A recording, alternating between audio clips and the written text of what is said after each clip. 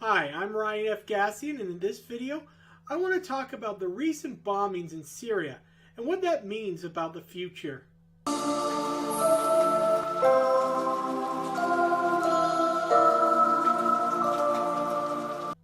This Friday, the United States struck several targets in Syria with the intention of destroying Assad's chemical weapons capabilities, or at the very least, punish him for using chemical weapons against his citizens as recently as last week. Now, I've already done a video about whether or not I thought that was a good idea, but now that the act is done, I think there are several things we can learn about what just transpired and what that means for the future. Specifically, is America going to go to war anytime soon? And the answer is no. In fact, I think there is both good news to be seen from this and bad news. Let's start with the good news. The fact is that Trump showed great restraint in his actual attack. Yes, I would have liked it if he didn't done it at all, given that what was that going to achieve? But the fact is he didn't have a prolonged campaign. He attacked a few targets and then said mission accomplished. Not the best word to use, but then again, we're not at war with Russia right now. So I'll take what I can get. Now, what does this tell us about Trump? What this tells us is Trump is very reluctant to get into war. He's P.T. Barnum. He's all about the show. Now, if we look at his other actions in life and how he behaves in the courtroom and elsewhere, this sort of goes with what we know about him. Trump often threatens to sue people, but he rarely actually goes through with it. He's all bluster. I also think this just reflects his view of war. He sees everything in life as transactional, but war is not something you actually profit from. You're destroying stuff, not building stuff up, where Trump's all about making money. And how is he going to profit from a war, especially one that drags on? So he doesn't want to be seen as weak. Hence the reason why he did the strikes. To prove everyone he's a big boy, that he's a macho man.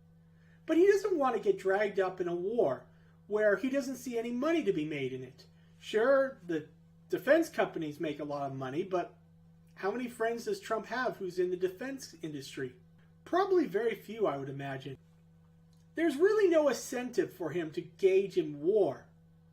So I don't see us getting into war in Syria. I think what we're going to see from now on is what we've seen already. Trump will act, but only if pushed so far. So if Assad does another chemical strike again, Trump very well might react. Now, that's the good news. The good news is I don't think we're going to get into a war with Syria, or in that case, Iran. He is going to pull out of the Iran treaty. And in the long term, after Trump is out of office, that might very well lead America to war. That his successor might say, well, because the deal was broken, there's really no chance of us negotiating with Iran again, so our only option now is to attack Iran. But I don't see that happening under Trump. Now, here is where we should be concerned. And this is the bad news. The bad news is that Trump needs to show off. Now, that won't get us in trouble when it comes to Iran or Syria. But North Korea is another kettle of fish. Because with North Korea, you have the exact same personality. Putin and the Iranians, and yes, Assad, are very calculated. They're measured in their response. Kim Jong-un, he's very smart. But like Trump, he's all bluster. The problem is if you push Kim Jong-un to the wall, he might overreact. And that's where I think we're in trouble. Because here's how I see things going down. One, when Trump meets Kim Jong-un, wherever they meet up in May, he's not going to get what he wants. He's not going to get the kind of deal that he's looking for. And Trump has no patience. So the peace deal is going to break down. At that point, all diplomatic options have basically been taken off the table. Very few options besides military options left to Trump. Now again, Trump doesn't want to get into a war, but he doesn't want to look weak. So at this point, I think this is where John Bolton becomes really dangerous, because John Bolton is a very smart manipulator. He knows how to manipulate the bureaucracy, and he knows how to manipulate people, especially someone as gullible as Trump. If I were John Bolton, and if I wanted to start a war, this is how I would go about it. What I would do is I would get Donald Trump to take some small action, something similar to the bloody nose strategy advocated by McMaster, his former national security advisor. Knowing that, this will likely blow up in Trump's face. He will attack North Korea. He probably won't attack North Korea's missiles, but he will attack somebody, just so he can show everyone that he's a tough guy, that he's aggressive.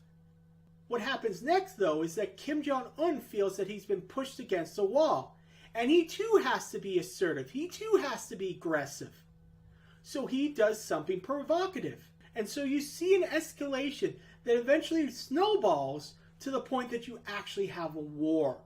Thank you for listening, and please help my channel by liking this video and subscribing.